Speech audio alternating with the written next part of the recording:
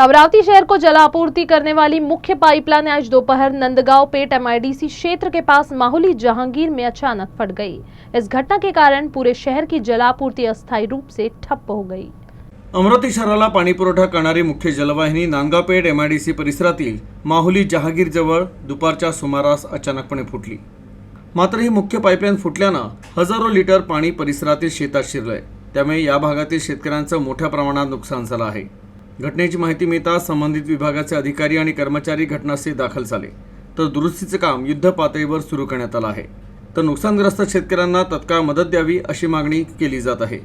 मात्र पाईपलाईन दुरुस्ती होईपर्यंत अमरावती शहरातील काही भागात पाणी पुरवठा प्रभावित राहू शकतो।